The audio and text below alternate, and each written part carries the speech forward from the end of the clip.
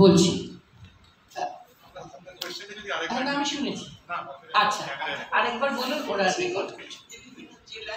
সুফল বাংলা বিপণী হয়েছে, কিন্তু সেগুলোতে কিন্তু অর্গানিক আসে না, কিন্তু এমনি চাষিরা যা নিয়ে আসছে সেগুলো বিক্রি হয়। তো জৈব হাটের মতন এরকম যদি এটাকেও যদি আমার মনে হয় যদি বিক্রি করবার মতন একটা প্ল্যাটফর্ম তৈরি করা হয় তাহলে ভালো হয়। তো আপনি একদম সঠিক কথা বলেছেন। আমি ছোট্ট করে যতটুকু আমি এই ইন্টারাক্ট করতে করতে বুঝেছি একটু জানাই। সুফল বাংলার উদ্ভাবনটা মমতা বন্দ্যোপাধ্যায় করেছিলেন ন্যায্য দামে, যাতে সাধারণ মানুষ এইসব পান।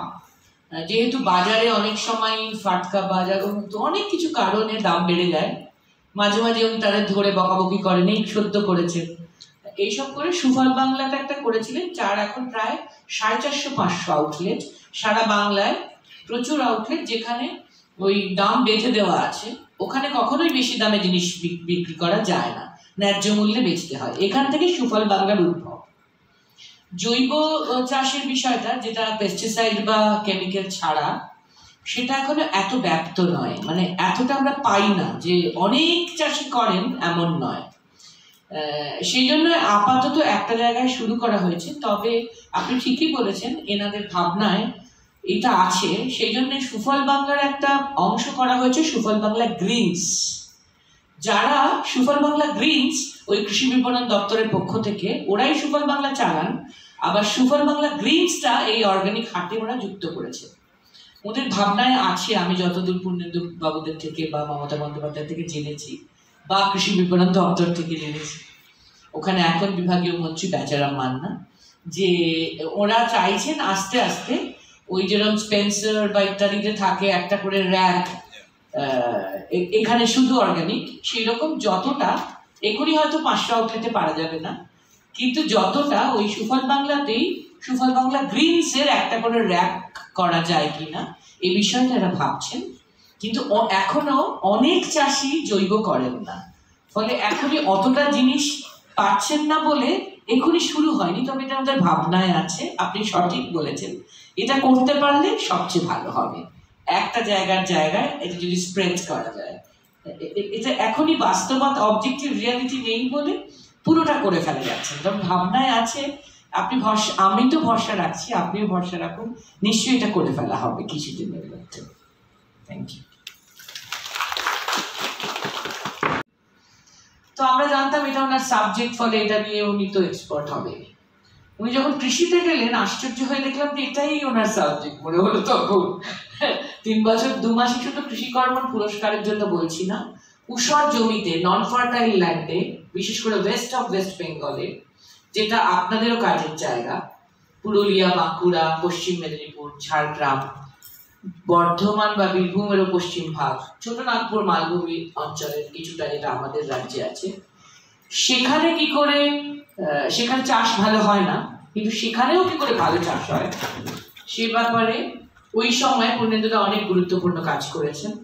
এবং আমাকে ওখানকার শুভাশিস দ্বারা বলেন যে পূর্ণেন্দুদার গাইডেন্সে ওরা এখন অনেক ফল এবং সবজি নাকি এক্সপোর্ট করছে বাঁকুড়া, পুরুলিয়ার উষর জমিতে, নন ফার্টাইলে, সেটা এবং আরো অনেক বিষয় যেগুলো আজকে সব উনি বলেননি, একটু টাচ করেছেন। গরুর উপযোগিতা এবং বায়ো প্ল্যান্ট, মানে গোবর গ্যাস প্ল্যান্ট বানানো ইত্যাদি প্রভৃতি। এই বিষয়ে যদি এরকম কঠিন ইংরেজি এবং খুব কর্পোরেট টাইপ আলোচনায় সেটা পুরো হবে না, with due respect to all organiser. এটা যদি আপনারা আপনাদের এলাকায়, ঝাড়গ্রাম, বীরপুর এলাকায়, পূর্ণেন্দুদা এবং উনি যাদের কথা উল্লেখ করেছেন, কলকাতা বিশ্ববিদ্যালয়ের অধ্যাপক, বটানির অধ্যাপক কৃষ্ণেন্দু আচার্য প্রফেসর, এবং ডক্টর সুশান্ত মুখার্জি, উনি কৃষি দপ্তরের একজন আধিকারিক, কিন্তু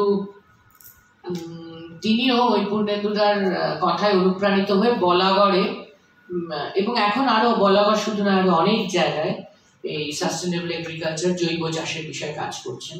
এদের 3 জনকে অন্তত নিয়ে গিয়ে যদি আপনারা একটা এক্সচেঞ্জ ইত্যাদি করেন, আমার ধারণা তাহলে আমন চাষির যে মা বোনেরা, এখানে বিষয়ে আমার খুবই বাড়তি ইন্টারেস্ট।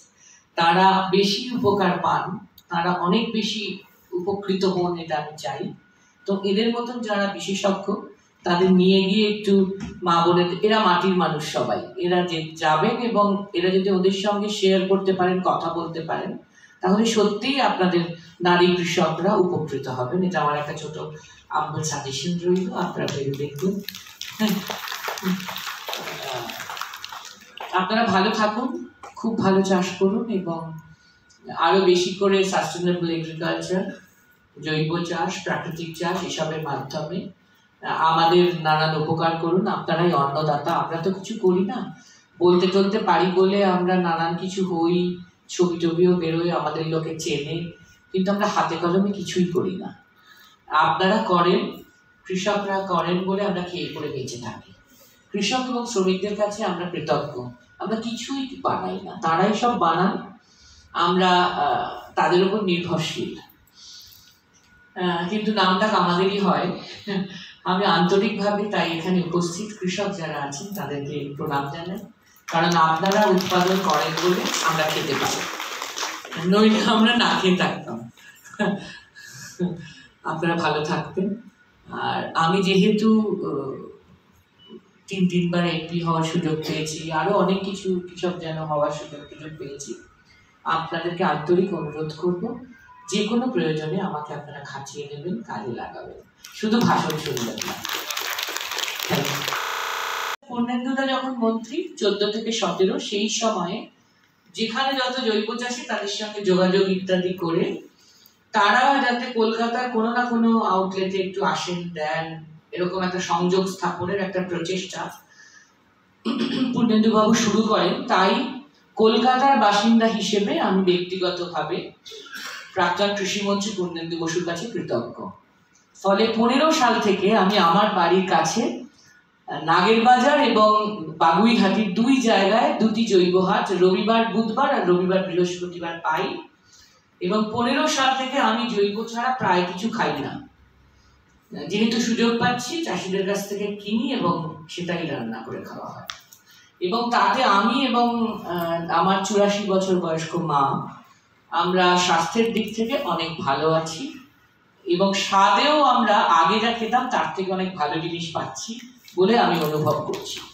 ক্রেতা হিসেবে এটা একটা কৃষি সংলাপের অঙ্গ, এটা আমি আপনাদের সঙ্গে শেয়ার করতে পারি যে আমি খুব উপকৃত। এবং পূর্ণেন্দুদার ওই চেষ্টা যেটা শুরু হয়েছিল 14 সালে, সেইটারই এরকম ছোট ছোট ছোট ছোট যেগুলো টালায় আছে, আরো কোথাও কোথাও আছে, শুধু আমাদের এলাকাতেই আছে তা নয়, আরো অন্য এলাকাতেও আছে, এইগুলোকে আস্তে আস্তে একটা সূত্রায়ন করে 2টো জিনিস পূর্ণেন্দুদারা করেছেন, যেটা ইদানিং আমি জানতে পারছি। একটা হচ্ছে কৃষক বন্ধু যারা সাস্টেনেবল এগ্রিকালচার করেন, এবং প্রধানত সেটাতে অজৈব প্রতি না বলা হয়, নো টু ইনঅর্গানিক, প্রধানত প্রাকৃতিক চাষ, প্রধানত ন্যাচারাল ফার্মিং, যা আগে ছিল সবুজ বিপ্লবের আগে, যখন মাল্টিন্যাশনাল কোম্পানিরা আমাদের মতন বিশাল দেশকে একটা খুব বড় বাজার হিসেবে খুঁজে নিতে পারেনি কেমিক্যাল এবং পেস্টিসাইডের, এবং আমরাও হাই ইল্ডিং এর জন্য তার পিছনে দৌড়ানো আরম্ভ করিনি, অনেকটা লাগে। সেই জিনিসে ফিরে যাওয়ার প্রচেষ্টা যারা করছেন তাদের নিয়ে একটা সূত্রায়ন পূর্ণেন্দুদারা করেছেন, সুস্থায়ী কৃষি পরিবার, সাস্টেনেবল এগ্রিকালচার যারা করে তাদের একটা ফ্যামিলি, তাদের সবার সঙ্গে সবার যোগাযোগ, তারা মাসে মাসে সপ্তাহে সপ্তাহে মিট করেন, বসেন, কথা বলেন, এক্সচেঞ্জ করেন, শেয়ার করেন। আর দ্বিতীয়, এই ছোট ছোট আউটলেটে শুধু নয়, সরকারিভাবে, এবং আপনাদের জানলে ভালো লাগবে, মমতা বন্দ্যোপাধ্যায় সরকারই এই প্রথম সারা ভারতবর্ষে যারা সরকারিভাবে একটি নিউ টাউনে একটি হাট করেছেন, অর্গানিক হাট, জৈব হাট, যেখানে 16টি দোকানে 34টি সংগঠনের লোকেরা ভাগ করে তাদের জৈব প্রোডাক্ট এখানে বিক্রি করেন। এটা সরকারিভাবে ভারতে এটা প্রথম উদ্যোগ। এটাও পূর্ণেন্দুদাদের এই 14 সালের থেকে যে প্রচেষ্টা, তার দ্বিতীয় প্রতিফলন। বহুদিন ধরে সাস্টেনেবল এগ্রিকালচারের জন্য সাস্টেনেবল ভাবে ওরা লেগে আছেন বলে সুস্থায়ী কৃষি পরিবার এবং জৈব হাট। সুস্থায়ী কৃষি পরিবারটা কৃষকদের জন্য, আর জৈব হাটটা সরকারিভাবে আমাদের মতন ক্রেতাদের জন্য, আর যারা কৃষিকাজ করেন তাদের বিক্রির জায়গাও বটে। এই দুটি আমরা এখন পাচ্ছি। আর এক্ষেত্রেও সরকারি কৃষি বিপণন দপ্তর এই সুস্থায়ী কৃষি পরিবারের সঙ্গেই একটা চুক্তি মতন করেছে যাতে এটা টিকে থাকে, এই জৈব হাটটাও সাস্টেনেবল হয়। এই হচ্ছে সংক্ষেপে ক্রেতা হিসেবে আমি যতটা বুঝেছি, এবং আমি উপকৃত তো বটেই, কারণ আমার বাড়ির কাছে এটাও। আমি যদিও দূরের লোকেদের, সাউথ ক্যালকাটা যারা থাকেন তাদের প্রচার করি যে আমরা তো ব্যস্ত লোক, আমাদের অভ্যেস সপ্তাহে একদিন বাজার করা, তো আপনারা একদিন এখানে গাড়ি নিয়ে এসে বা ক্যাব বুক করে এসে বাজার করে চলে যান। আপনাদেরও আমি এখানে যারা বেঙ্গলি আমন্ত্রণ জানাবার জন্য আমারই কিছুটা ধন্য থাকা উচিত, আমি কৃষির লোক না হওয়া সত্ত্বেও। উল্টো হয়ে যাচ্ছে, এটা প্রথমেই একটু পরিষ্কার করে দেওয়া ভালো। সৌরাংশুদের সঙ্গে আমার যোগাযোগ জৈব হাটের সূত্রেই প্রধানত। খুবই সম্প্রতি গত 17ই অক্টোবর আমাদের রাজ্য সরকার কৃষি বিপণন দপ্তর এই নিউ টাউনে একদম প্রায় এর উল্টো দিকে সার্ভিস রোডের পাশে, সার্ভিস রোডের পাশে জাস্ট এর অপোজিটে উল্টো পারে জৈব হাট বানানো হয়েছিল অনেক কাল, 4 দিন শুরু হয়েছে। মাইকটা গন্ডগোল করছে। আমার অবশ্য মাইক লাগে না, আমার গলা জোর, এইটুকু করে আমি শোনাতে পারি। সেই জৈব হাট 17ই অক্টোবর থেকে শুরু হয়েছে। মোটামুটি ওই অক্টোবর থেকে আমার সৌরাংশুদের সঙ্গে যোগাযোগ। আমি কৃষির লোক নই, আগেই বলেছি, আমার কাজের ক্ষেত্র চাষবাস নয়। আমি প্রধানত ক্রেতা হিসেবে জৈব হাটে আসি, আমার বাড়ি কাছে, সেই জন্য আমি ভালো ক্রেতা। আমার ক্রেতা হিসেবে এই সাস্টেনেবল এফপিও সম্পর্কে বা কৃষি সংলাপ, তো যদি সংলাপ হয় সে তো ক্রেতাদের সঙ্গেও আপনাদের সংলাপ লাগবে, সেই হিসেবে আমি কিছু কথা বলার কথা ভেবেছি, অল্প কিছু। আমি চাষ নিয়ে সত্যি কিছু জানি না, এইটুকু আমি বলবো শুধু যে আমি বিজ্ঞানের ছাত্রী বটে, কিন্তু আমি কলকাতায় বর্ন অ্যান্ড ব্রট আপ, ফলে কখনোই আমায় কিছু মনে করবেন না, প্রায় খাঁটি জিনিস আমরা পাইনি। আমরা বড় হয়েছি ভেজাল খেয়ে, বরফের মাছ তাই আমাদের অভ্যেস খাওয়া, ফ্রেশ কি হয় আমরা জানি না, কার্বাইডে পাকানো ফলই আমরা খেয়েছি চিরকাল, এবং রং করা সবজি ইত্যাদি, আরো যা কিছু হতে পারে ভেজাল বলতে। আগে এত ছিল না, এখন আরো ভ্যারাইটি বেড়েছে। যাই হোক, কলকাতায় আমরা তাই পাই প্রধানত, কিন্তু আমাদের ইমিউনিটি বেশি, বেশ তাগড়াই চেহারা এসব খেয়েও আমরা অর্জন করেছি এবং টিকেও আছি। আমি কৃতজ্ঞ ব্যক্তিগতভাবে খুবই পূর্ণেন্দু বসুর কাছে, তিনি আমার মাস্টারমশাইও বটে। কৃতজ্ঞতার কারণ এই যে 2014 থেকে 2017 মাত্র 3 বছর 2 মাস তিনি মমতা বন্দ্যোপাধ্যায়ের মন্ত্রিসভায় কৃষিমন্ত্রী ছিলেন। ওই সময়ে তিনি শুধু ওই 3 বছরে 5 বার কৃষিকর্মণ পুরস্কার কৃপণ কেন্দ্রীয় সরকারের থেকে রাজ্য সরকারের জন্য আদায় করেছেন তাই নয়, 6 মাস অন্তরই দেখতাম কৃষিকর্মণ আসছে, ইদানিং আবার আসছে না।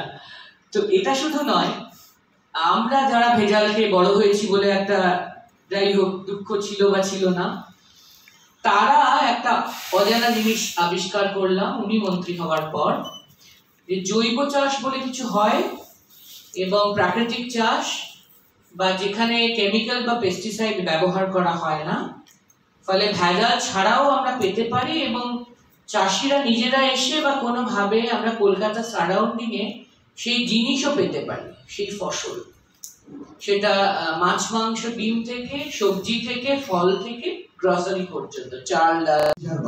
বাজার আছে একটা একটা জায়গায়, সেই বাজারটা ভালো করে ধরার জন্য সেই ধরনের ধান চাষের দিকে আপনারা মন, শুধু একটু নয়, আরও যেগুলো রয়েছে সেটা হচ্ছে যে এর ইতিহাসটা চাষিদের জানা, অনুভব জানায় ডক্টর বিচারিয়ার ইতিহাস। এটা জানানো দরকার এই কারণে, তাহলে ডক্টর স্বামীনাথনকে চেনাই চাষিরা চিনবে এই মানুষটি কি, এবং সেখানে অনুভব দুজনের ছবি দিয়ে তাদের পরিচয় দেয়। তো যাই হোক, আমি এটুকু বলবো যে জৈব চাষ এটা অত্যন্ত পরিশ্রমের চাষ।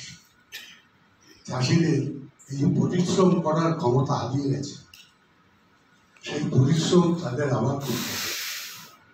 গোপালন করতে পরিশ্রম করি, আমাদের এই প্রক্রিয়ায় সেই পরিশ্রম যদি ফিরে আসে, তাহলে চাষিরা নিজেদের পায়ে দাঁড়াতে পারবে। এবং আপনারা দেখছেন একজন দুজন চাষি ছবি মাঝে মাঝে দেখানো হয়, টিভিতে তাদের সাক্ষাৎকার নেওয়া হয় যে তারা খুব ভালো চাষ করছে, চাষ করে লাখপতি হয়েছেন। তারা এরকম একজন দুজন না, অনেকেই হতে পারবে।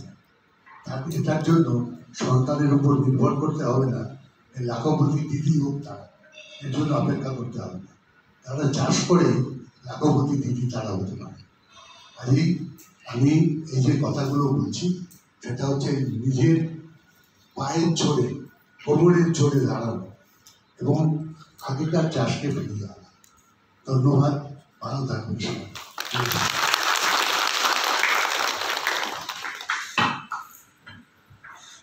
পূর্ণেন্দুবাবু, আপনাকে অসংখ্য অসংখ্য ধন্যবাদ। Just before going to the break for lunch, we heard তাহলে তুমি এটা পারো। গরুকে খাওয়ানোর যে গুণ, মাটিকে ঠিক করতে গেলে সেটা লাগে, সেটাও যদি তুমি গরু রাখো তাহলে সেই গুণ তোমাকে আনতে হবে। গরু রাখলেই হবে, সেই গরুকে সবুজ খাবার দিতে হবে। এবং সব থেকে ভালো যে এক একটা জায়গায় যদি এই গরু দিয়ে চাষ করতে তোমরা শুরু করো, তাহলে বায়োগ্যাস তৈরি করে বাড়ির রান্নার কাজও করতে পারবে। এবং বাড়ির রান্নার কাজ করলে এবং গরুকে সবুজ খাবার খাওয়ালে গরুর দুধের কোয়ালিটি ভালো হবে। এবং এখন আপনারা সবাই জানেন যে রাসায়নিক যে সমস্ত খাবার গরুকে খাওয়ানো হয়, ইঞ্জেকশন দিয়ে দুধ বাড়াবার চেষ্টা করা হয়, তাতে সেই দুধ খেয়ে আমাদের মা বোনেদের তাদের যে মাতৃদুগ্ধ সেটা পর্যন্ত বিষাক্ত হয়ে গেছে। সেটাই তারা শিশুদের খাবার। এটা আমাদের ভালো করে বুঝতে হবে। একটা গরু পিছু 25 কিলোগ্রাম খাবার লাগে।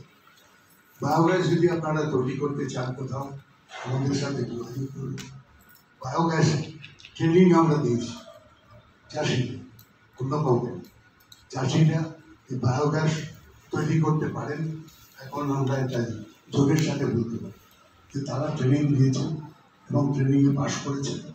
আমাদের ডিপার্টমেন্ট থেকেই এখন তাদের এই ট্রেনিংয়ের জন্য আমরা স্বীকৃতি দিই। আপনারা যদি খোঁজ নেন দেখবেন এই ট্রেনিংয়ে যারা পাশ করেছিল তার প্রথম যে সার্টিফিকেট, সেটা আমি নিজের হাতে দিয়েছিলাম এবং আমার সই আছে সেই সার্টিফিকেট। তো এমনি অন্য কিছু নয়, আমার এই সুবিধা এটা একটা পরিচিতি যে এখানে জৈব ছাড়া অন্য কিছু হবে না। এটা জানেন মানুষরা, কৃষকরাও বিভিন্ন জায়গায়। আমি সেই জন্য বলব যে আপনাদের মধ্যে যদি কোনো দুর্বলতা থাকে, আপনারা আস্তে আস্তে সেটা কাটান।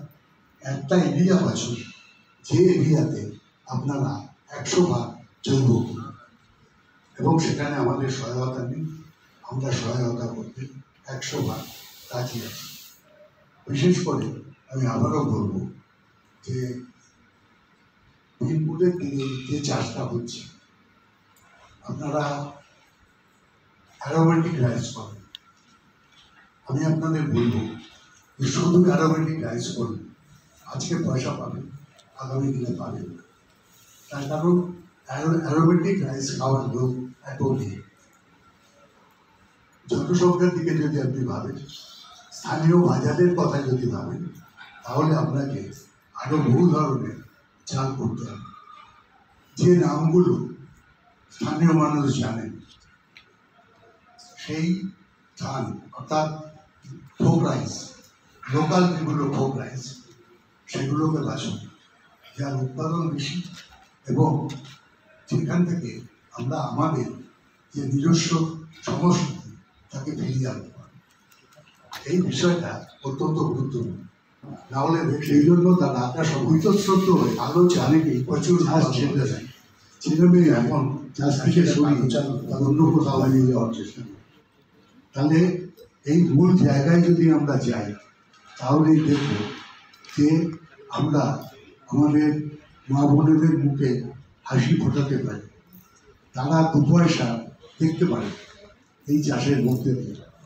আমরা বলা করে আমাদের যে প্রজেক্ট, সেই প্রজেক্টে আমরা এটা দেখিয়েছিলাম যে 3 বছর 4 বছর লাগে না, ঠিক মতো যদি চাষ করা যায়, চাষের নিয়ম অনুযায়ী বিজ্ঞানকে যদি তার সাথে কাজে লাগানো যায়, তাহলে প্রথম কেন দ্বিতীয় দফার চাষ থেকে সেখানে রাসায়নিক প্রক্রিয়ায় যারা চাষ করছেন তাদের সাথে একেবারে প্রতিযোগিতায় আমাদের এই চাষ সেটা দাঁড়াতে পারে।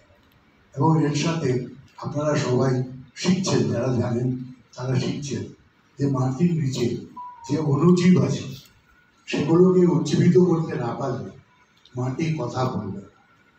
সেগুলোকে উজ্জীবিত করার জন্য যে জৈব উপায়, তার একটা বড় বিষয় হচ্ছে যে এই ধরনের ক্ষেত্রে যে যে জিনিসগুলো লাগবে সেগুলো সম্পর্কে জানা। তাহলে সেটা জানতে গেলে বিজ্ঞানীদের প্রয়োজন।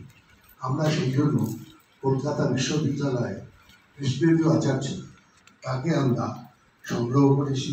তিনি নিজেই এসছেন আমাদের কাছে এবং তিনি শেখাচ্ছেন যে বাজার থেকে যে সমস্ত জিনিস কিনে দিতে হয় সেগুলো কীভাবে ঘরে চাষিরা নিজেরা তৈরি করতে পারে। আমি আপনাদের কাছে, প্রধানের কাছে অনুরোধ রাখবো এই প্রক্রিয়াটি তারা নিজেরাও একটা ল্যাব লাগবে যেখানে যেখানে কাজ করে, সেই ল্যাবটা তৈরির জন্য আপনারা কৃষ্ণেন্দুর সাহায্য নিতে পারেন। এবং কৃষ্ণেন্দু চাষিদের যারা অন্য কাউকে শেখান, চাষিদের নিজের হাতে সেখানে থেকে সে শিখিয়ে দেবে এবং যে সমস্ত মাদার কালচারগুলো লাগে তার সাপ্লাইটাও সে দিয়ে দেবে, সেটা চাষিদের দেবে। তার যে স্ট্র্যাটেজি এবং তার যে আমি বলতে পারি যে কৌশল, অর্থাৎ যার মধ্যে দিয়ে তিনি এগুলো তৈরি করেন, এটা তিনি বেচবেন, এ ব্যাপারে তার কোনো পেটেন্ট নেওয়া নেই। কাজেই তিনি এটা কাউকে শেখাবেন না, একমাত্র চাষিদের জন্য। কিন্তু আপনারা চাষিদের মধ্যে যে কাজ করছেন সেই ক্ষেত্রে আপনারা তার সাহায্য নিতে পারেন। অনুপম পালের সাথে আপনাদের যোগাযোগ আছে, তার সাথে একটাই তফাৎ হয় আমাদের যে তিনি এই কীটকৌশলটা নিয়ে কোনো আলোচনা করেন। তিনি প্রধানত যেটা করেন সেটা হচ্ছে জৈব চাষে বা সাধারণ রাসায়নিক চাষে যে ইতিহাস, সেই ইতিহাসটা নিয়ে তিনি আলোচনা করেন এবং সেই আলোচনায় তিনি এটা দেখান যে বিদেশি শক্তি তারা প্রথম থেকে এ পর্যন্ত কীভাবে আমাদের বঞ্চনা করে দিচ্ছে। এটা অত্যন্ত ভালো কাজ। তার এই কাজটা সেটা ভিডিওতে আছে, ইউটিউবে আছে, পারলে আপনারা সংগ্রহ করে দেখে নেবেন। কিন্তু আমাদের এটাও দরকার যে চাষিকে এটা বোঝানো যে কীভাবে তুমি নিজে করলে তুমি নিজে আস্থা পাবে, নিজে স্বনির্ভর হতে পারো। নিজে স্বনির্ভর না হলে বাজারের উপর যদি তোমাকে নির্ভর করতে হয়, তোমাকে যদি গোবর কিনতে হয়, তাহলে তুমি পারবে। একটা গোবরের দাম এখন অনেক, গোমূত্র বিক্রি হচ্ছে, সেটাও মিশ্র চাষ কোথাও শুরু হয়। যারা পারেন না, বিশেষ করে আমাদের আদিবাসী জনসাধারণ, তারা বাই ডিফল্ট জৈব চাষি করে, এটাও আপনারা জানেন। তাদের নিয়ে যদি আপনারা কাজ করতে পারেন, এটাও একটা ভালো কাজ এবং সেটা স্থায়ী হবে। তার কারণ তাদের গরু নিয়ে তারা কাজ করতে কোনো তাদের অসুবিধে নেই। তারা যেখানেই থাকে সেখানে গরু থাকে আমাদের এই পদ্ধতিতে গরু একটা অবশ্য থাকার বিষয়। গরু না থাকলে ঘুমায় গোমূত্র এগুলো আমরা পাবো কোথা থেকে? তা এখন যেটা হয়েছে আধুনিক চাষের ফলে এবং মহিলাদের বিবর্তন নানা রকম হয়েছে। তার মধ্যে সব থেকে বড় বিবর্তন যেটা হয়েছে সেটা হচ্ছে সাংস্কৃতিক, অর্থাৎ অভ্যাসগতভাবে এখন মেয়েরা তারা গোবর থাকতে চায়। তার ফলে বহু জায়গায় চাষিদের বাড়িতেও গরু বিক্রি করে দেওয়া হচ্ছে। একটা অজুহাত আসে যে গরু নেই তো কী করব। তো এই ক্ষেত্রে আমাদের যে বক্তব্য, সেই বক্তব্য হচ্ছে যে এই চাষ করতে গেলে গরু লাগতেই হবে। হয় আপনি এই চাষ করুন, না হলে এই চাষ বন্ধ করুন। এটা ভুলভাবে করবেন। এই চাষের ক্ষেত্রে আপনারা যা যা শিখছেন সেগুলোকে যদি বিশ্লেষণ করেন তাহলেই আপনারা দেখবেন যে সেখানে গোময় এবং গোমূত্র এই দুটো থাকা অপরিহার্য, নাহলে হবে না। মাটিটাকে শক্তিশালী করাই আমাদের কাজ। মাটিটাকে যদি শক্তিশালী করতে পারি তাহলে আবার মাটি কথা বলবে এবং উৎপাদন আবার ফিরে আসবে। ঠিক ঠিক জায়গায় আমরা সেটা করতে পারব। তো এই বিষয়ে আমি বিশেষ করে যে মহিলারা চাষ করছেন তাদের যেটা বলবো সেটা হচ্ছে যে আপনারা প্রধানত শুধু টেকনোলজি এই দিকে জোর দেবেন না। প্রধানত জোর দেবেন সেটা হচ্ছে এই চাষটা কী, এই চাষটা কোন দৃষ্টিভঙ্গিতে আমি করব, তাদের জন্য করব, কেন করব। এবং সেই ক্ষেত্রে বলা যায় আমাদের রাজ্যে এবং আমাদের দেশে সব থেকে গরিব চাষি সংখ্যা বেশি, যাদের জমি খুব কম এবং যারা দুবেলা পেট ভরে খাওয়ার জন্য অবিরাম পরিশ্রম করে। চাষিরা পরিশ্রম করেন না, একটা নেগেটিভ প্রচার তৈরি হয়েছে। এই প্রচারটা ভুল। বেশিরভাগ চাষি তারা কাজ পেলে অবশ্যই পরিশ্রম করে, কিন্তু বিশেষ করে প্রাকৃতিক চাষের ক্ষেত্রে। কেন অর্গানিক চাষ সবগুলোকে বলা যায় না, তার অনেক ধরনের কারণ আছে। তো প্রাকৃতিক চাষের ক্ষেত্রে মহিলারা যদি এগিয়ে আসে তাহলে আমার ধারণা সেই প্রজেক্ট অনেক দিন টিকবে। এটা মহিলাদের যে নিজস্ব ক্ষমতা, সেই ক্ষমতা বলেই টিকবে। আপনারা তাদের স্বাবলম্বী হওয়ার চেষ্টা করছেন, এটা সত্যি প্রশংসাযোগ্য একটা কাজ। আমি এইটুকু বলতে চাই যে গোটা দেশে এবং এই রাজ্যে পশ্চিমবঙ্গে বিভিন্ন জায়গায় এই নতুন ধরনের চাষবাস হচ্ছে। সরকার শেষ পর্যন্ত এই চাষকে মদত দিচ্ছে। সম্প্রতি কৃষি দপ্তর ঘোষণা করেছে যে তারা 20টি রাজ্যের মধ্যে 10টি জেলার মধ্যে 10টি জেলায় তারা এই চাষের বিভিন্ন এরিয়া তারা তৈরি করবে এবং ইতিমধ্যে সেই কাজ, তার পর্যবেক্ষণের কাজ শুরু হয়ে গেছে। আমাদের বন্ধুরাই যারা জৈব আর্টে আছেন, তার মধ্যে বাদাবন যারা রয়েছেন তারা কালিম্পংয়ে কাজ পেয়েছে। এরকম আরও বিভিন্ন শক্তি আছে যারা বিভিন্ন জায়গায় কাজ করছে। আমাদের এই কাজের প্রক্রিয়ায় সুস্থায়ী কৃষি পরিবার নামের একটা সংস্থা গড়ে উঠেছে। সুস্থায়ী কৃষি বা সাস্টেনেবল এগ্রিকালচার, এটা বলতে কি বোঝায় সেটা এতদিন পর্যন্ত আমাদের গোটা দেশ জুড়ে যে ধারণা ছিল সেই ধারণারও পরিবর্তন হচ্ছে। সুস্থায়ী কৃষি মানে এরকম না যে সেখানে রাসায়নিক সার এবং কীটনাশক দিয়ে চাষ করলে তাকেও সুস্থায়ী বলে। রাসায়নিক সার এবং কীটনাশক ব্যবহার করলে সেটা দ্রুতই অস্থায়ী হয়ে যাবে, অর্থাৎ সেটা সাস্টেনেবল থাকবে না।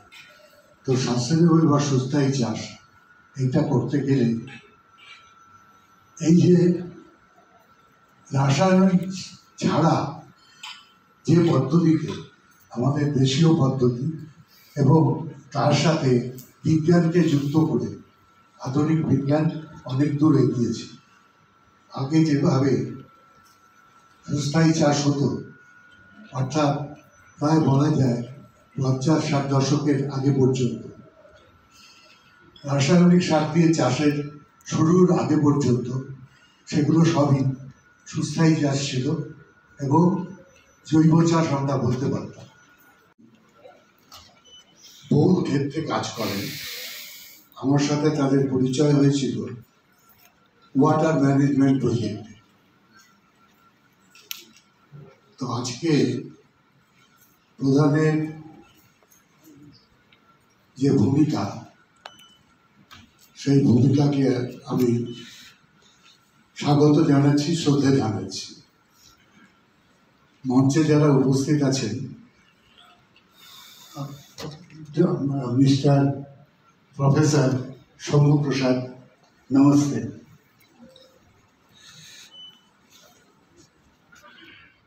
ডক্টর প্রবীণ পাঠক, ওনার সাথে আমার পরিচয় হয়েছিল, আমাদের একটা প্রজেক্ট চলছিল বলাগড়। বলাগড় আজকে একটা নাম হয়ে দাঁড়িয়েছে, আর সেখানে ওনার সাথে আমার কাজ করার সুযোগ হয়েছিল। এমপি দুলা সেন উপস্থিত আছেন, আপনারা যারা উপস্থিত আছেন সবাইকে আমার আন্তরিক শ্রদ্ধা জানাই।